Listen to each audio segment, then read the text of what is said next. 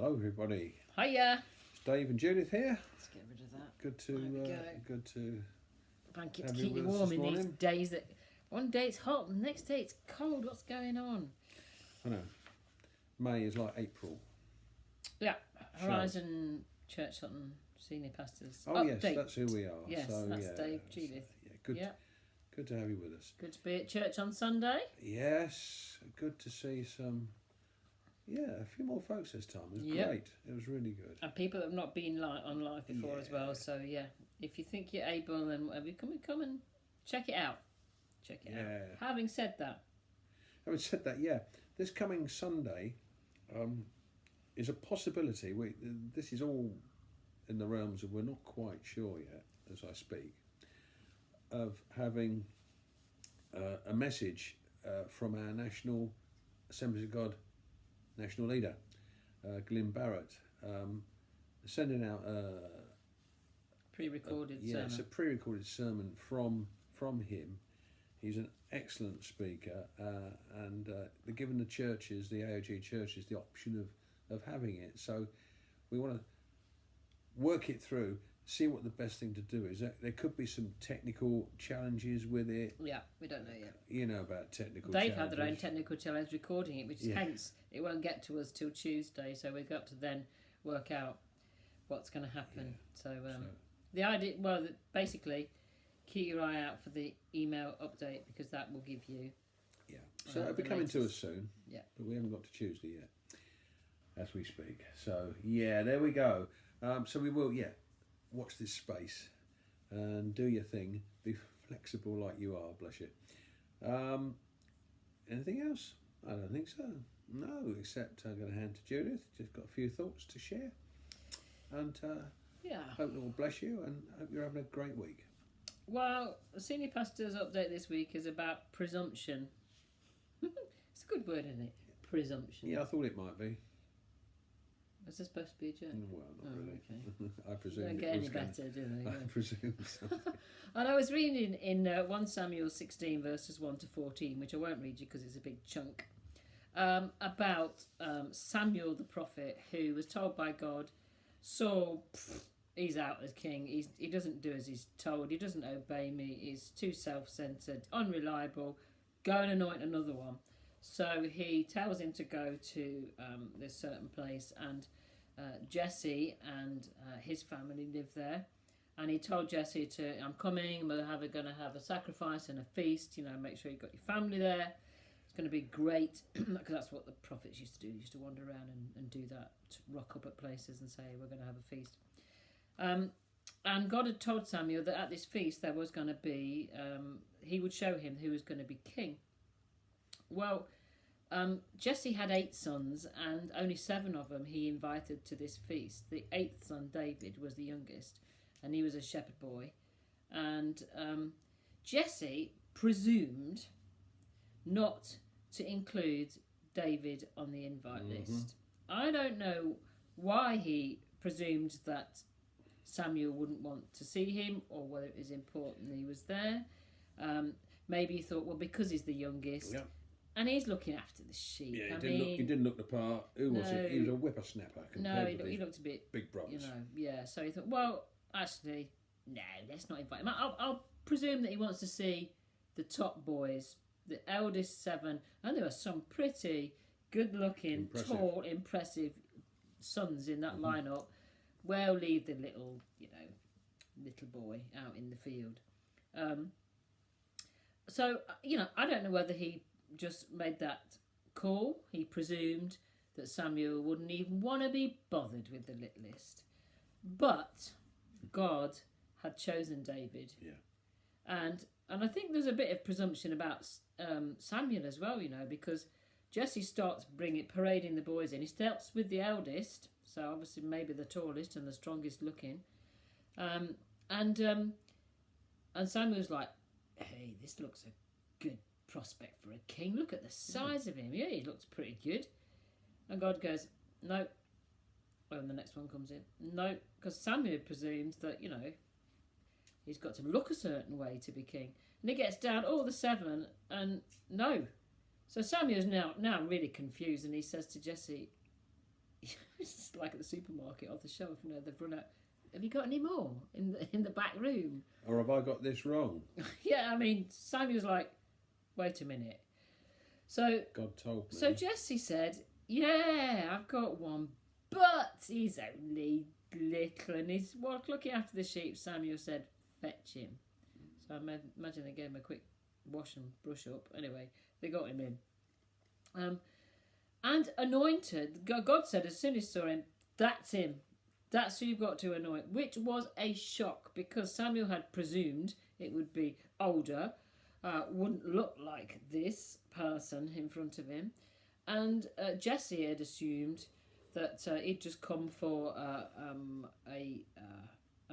feast and a celebration. And now, suddenly, his youngest son was anointed king of Israel. Now, that was a bit of a shock. Then I thought, well, did his dad, Jesse, continue to presume things? Whether he started off, well, we don't need to bother with him. And now he's king. Oh, okay, well. Because in verse 18, it says that Saul, who was really in a bad mood, in fact, we just had mental health week. I mean, he really needed some help with his mental health, did Saul. He used to have times of real down and anger and frustration and violence.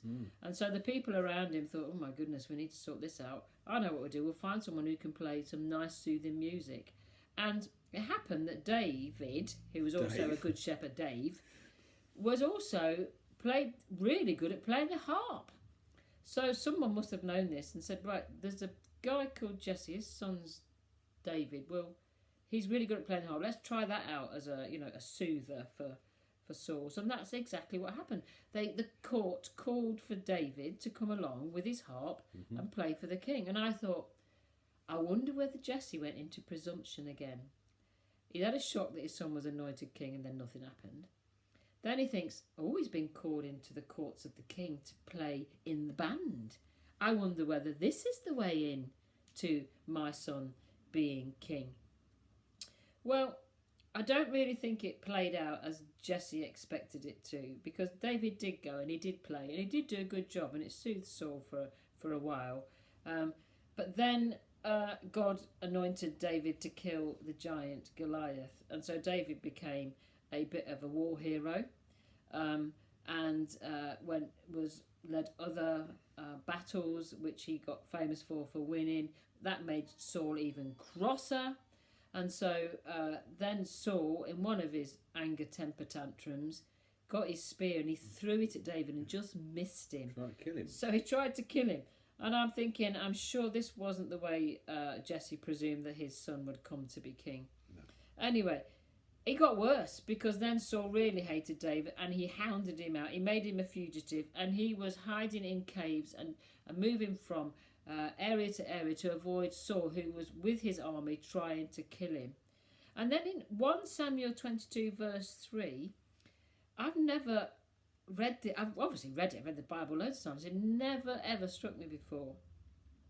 He had to ask a town in Moab, which was not Israel, one of their enemies sometimes, to if they would host his dad and his family, because David was frightened for the life of his dad and his family, and Moab said yes. So David said to his dad, you're going to have to move there because Saul's coming for me. If he can't get me, he might get you. So let's move you to a safe place, safe house, if you like. There you go, you see. They had them back in the day. And I thought about Jesse. He'd made so many presumptions in his life and presumed how he'd become king, maybe. I don't think he'd ever had this would ever happen to him. And he had to move his whole family, inconvenience his whole family, because of the call on David's life and all that was happening. But I guess by that time, he'd probably given up presuming what might happen, because things had turned on their head so much in Jesse's life. Maybe he'd given up on that and thought, well, he'd just go with the way that God's doing it. But the children of Israel as well, they kind of presumed things. Remember, they had this fantastic victory over Jericho, led by Joshua, because they did what God said. And then the next town on the list to hit to take over the promised land was a tiny little thing in comparison called Ai, and they just presumed. Well, we've just done over Jericho. That was huge. It's got walls as thick that you can have chariot races round. This little piddling town of Ai, they just presumed they could walk in and take it, which, if you read your Bible, they could not, because there was a reason by that. But we do tend to presume sometimes, don't we? And sometimes, even if we've heard from God, who's given us a promise, or has told us something's going to happen, or we're going to do something, sometimes we can be tempted or guilty at presuming, well, that's the destination. I reckon we're going to go A to B to C, and then we'll get there. How many of you done that? And God's gone, no, I've told you what's going to happen to you. I've given you this promise, but I haven't told you how you're going to get there. And you're going to go this way and that way, because there are lessons to be learnt along the way. Because it's not about the destination, as we've heard always. It's about the journey to the destination. And we can sometimes be like, well, hang on a minute, I thought the promise was this, or God said that to me, and it's not working out like I thought. Well, probably because we've presumed that God, in order to get to there, needs to go via there, or do this, and this, and make it all happen. And God's like, no, I don't have to. No, I'm not going to. You're just presuming. You got the promise, but you need to keep in step with me as we journey towards the promise.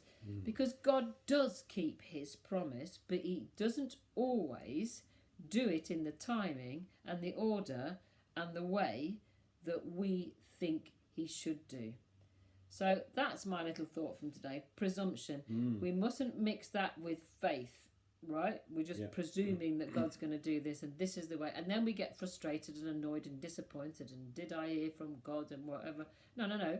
David heard from God that he was going to be anointed to be king, and I'm sure he had no idea, as well as his dad, the torturous route he would eventually become king over all Israel. But that was the promise. That is exactly what happened. He was the man that was for the job and at the right time, but God taught David other lessons along the way. So the best thing to do is not presume, but to keep in step with God towards the promise that he has made to us. Yeah, I think with where we are now, I keep hearing people say, and I say it myself, when we get back to normal. I don't think we can presume that the normal that we get back to is going to be the normal that we had before. Yep. Yeah, so, you know, there was a story about when David had victory over the enemies. When he had to fight again, he said, should I do it the same way? He asked didn't, God. He didn't presume. He asked God, do I do it the same? He said, no, wait until you hear the wind blowing through the trees, and that's going to be like my spirit going before you. And he did that, and he won. He didn't presume. It worked last time, so it's going to work this time. Yeah. In all your ways, acknowledge him, and he'll make your paths straight. So let's not presume. Thank you for that. It's a pleasure. See you all on Sunday, or you'll be told via the email what is happening. Okay, we're going to try and make it work. Glyn is so good; it'd be good to get that to you. But it would. We're going to see how we do it. How technology goes. Okay, have a great week. I love technology. We do. God bless. Bye. Bye-bye.